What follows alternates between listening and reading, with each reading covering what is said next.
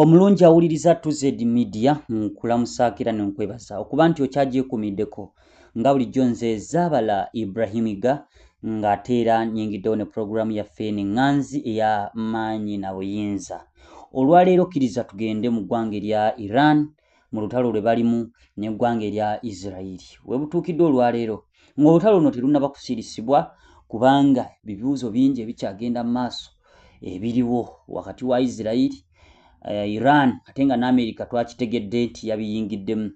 Njagala okukutegeeza nti Israel bwe yalumba n'esesebbula ebifo ebirimu ebyokulwanisa bya nuclear mu ggwanga erya Iran omuli ekitundu oba ekibuga ekya Natanz, Isfahan, Fordo n'ebitundu ebirimu nuclear okuliraana Tabriz, Kalmashah, IRGC facility eno ng'eriraanye Tehran mu ggwanga erya Iran. Ebibuga ebyo Israel bye bimu ku bibuga bye yalumba n'esesebbula wabula kigambibwa nti yadde yagenderera okusuula bbomu ku byokulwanisa bya nuclear ebiri mu ggwanga erya Iran naye eyinza okuba nga teyabituukako. Wabula agavaayo galaga nti ebintu bingi ebyayonoonese oba ebyayonooneddwa nga mu byo mwe muli ne bajeno abazito ddala abaaluguzeemu obulamu mu lutalo luno Israel lwe yaggudde ku ggwanga erya Iran. Tukimanyi bulungi nti Israel ebyokulwanisa bino ebya nuclear Iran byegezaako okubanga egenda mu maaso n'okukola bissa obunkenke ku ggwanga erya Israel.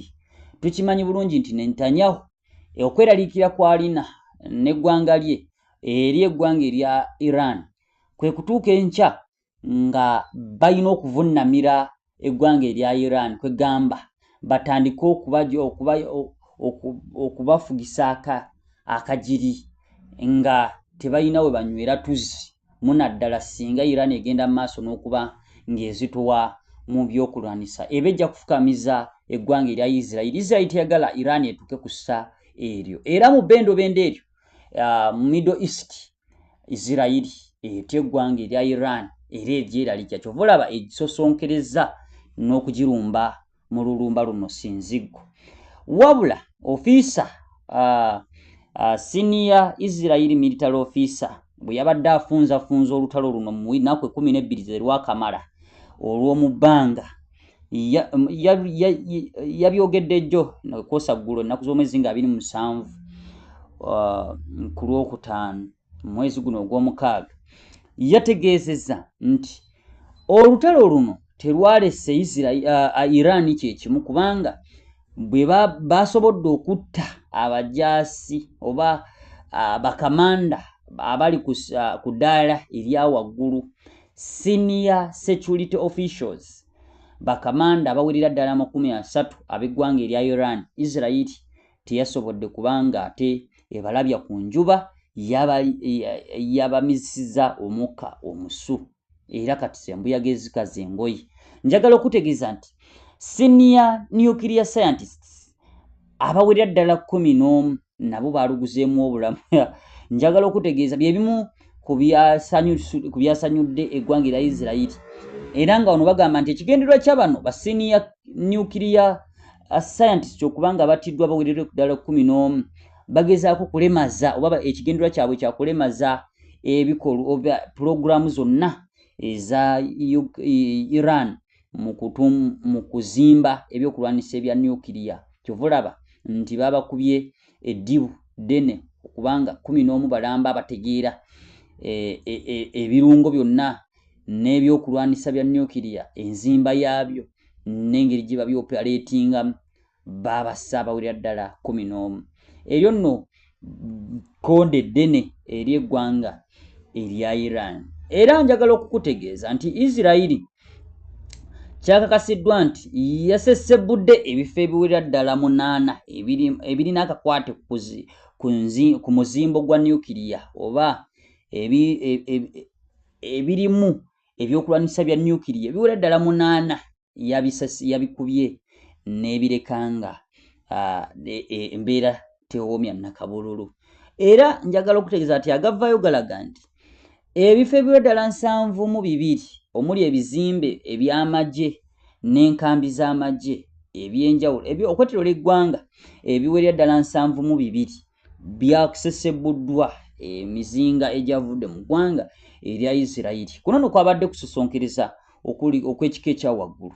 Naye njagala nkutegeeze nti ku bantu 3 abaafudde ba senior commander oba senior security officials mu ggwanga erya Iran abattiddwa, abamu ku baafudde kuliko Armed Forces Chief of Staff Muhammad Bagheri, ono teyalutonze, wabula nga ne Revolutionary Guards Chief Hussein Salami naye bamumiziza omukka omusu. Njagala okukutegeeza nti IRGC Aerospace Force Commander, njagala okutegeeza nti ono nga amanyiddwa nga Amir oba amadde amanyiddwa nga Amir Ali Ajzadi, naye bamusse abasajja bano Abaisirayiri banantabwekebera, wabula nga ne RGC Deputy for Operations Mehedi Raban naye teyasobodde kulutonda.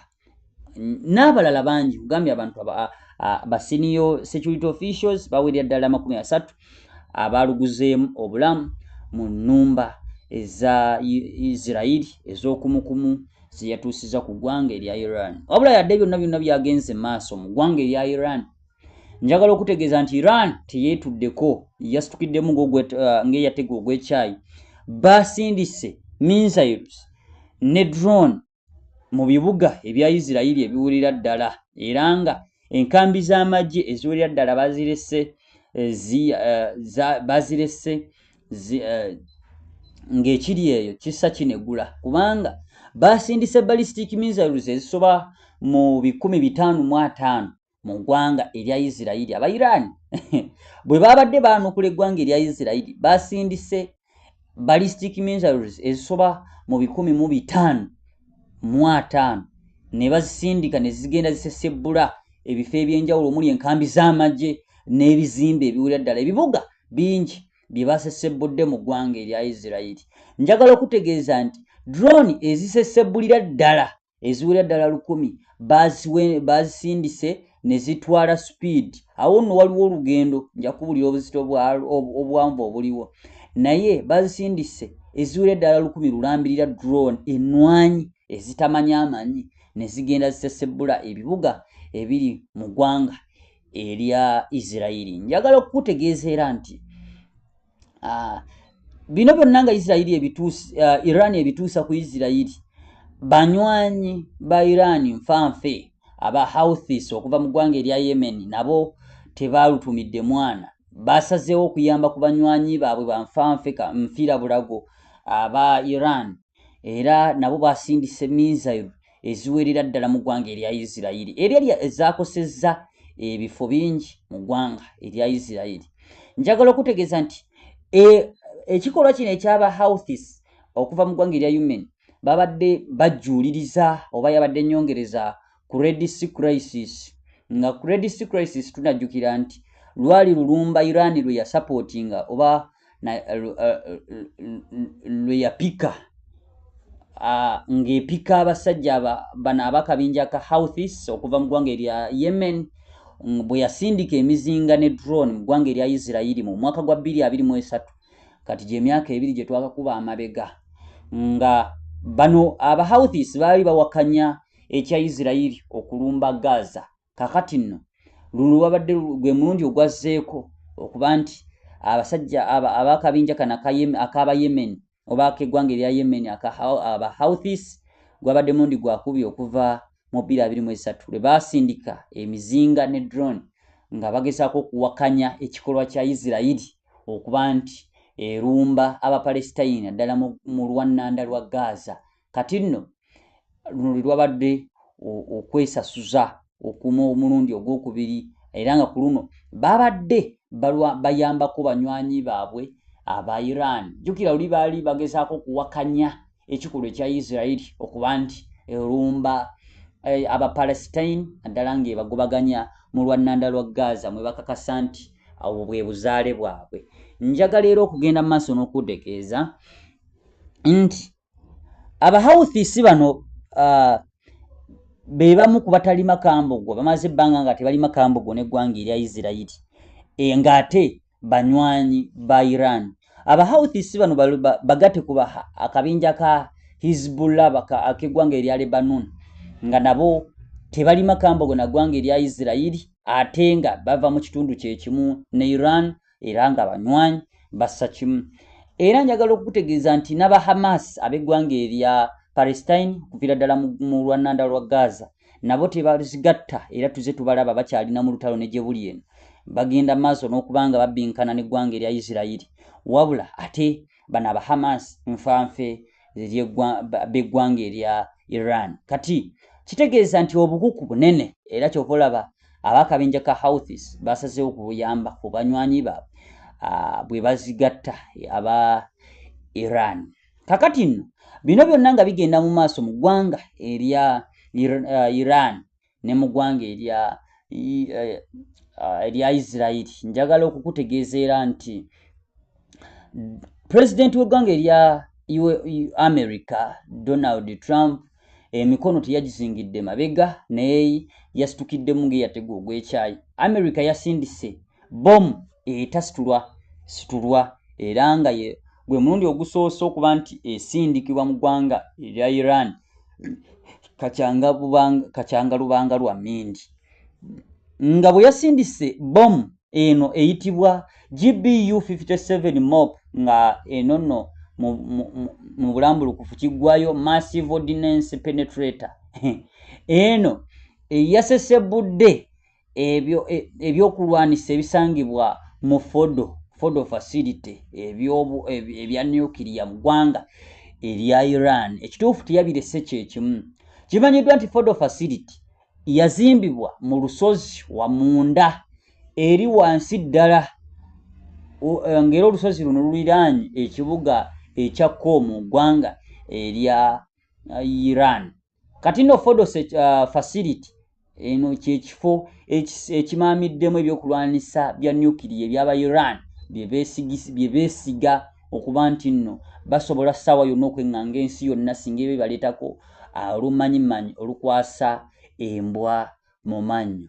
Njagala okutegeeza nti baali bazimba Fordo facility ebyokulwanisa byabwe ebya nuclear baabiteera ddala wansi omuwanvu obukwata mu mita eziri wakati w'ekinaana n'ekyenda, mita eziri wakati w'ekinaana n'ekyenda wansi ddala eyo, era nga baateekako enkokoto enzito ddala ezitamala geŋŋangwa ebika bya bomu ebya bulijjo okuleka bomu ebisobola ey'Abamerika eno gye baasindise kakyalubanga lwa Mindi eya GBU 57 MOP oba Massive Ordnance Penetrator eno ewaguza mpaka weetuuka ebyokulwanisa we biri oba babizimbi batya oba babizimbi batya wabula tekinnakakasibwa oba bomu eno yasobodde okusesebbula ebyokulwanyisa bino ebya nuclear newankubadde kimanyiddwa nti yabakosezza n'essekukosa etamanyi amanyi.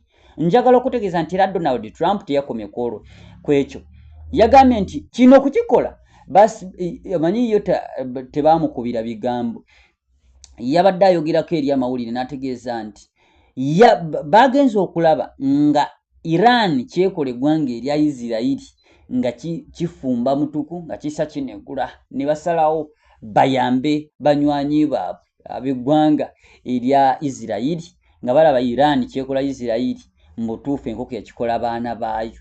Era oluvannyuma lw'okusindika bomu mu ggwanga erya Iran njagala okutegeeza nti Donald Trump yategeeza ebigambo bino nga yeewaana nti we have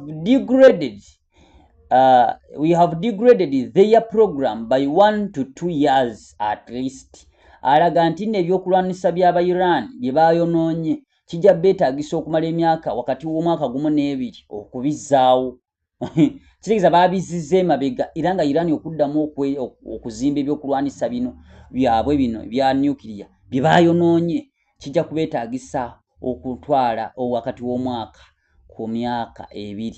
So ebyo bye bigambo Donald Trump ebimu ku bye yaweereza oluvannyuma lw'okubanga baasesebudde ekibuga ekya Fordo facility omuli ebyokulwanisa bya nuclear mu ggwanga erya Iran. Katusooke tunywe ku lwendo lw'amazzi ate tukomewo n'ebirala bingi tova ku 2Z Media.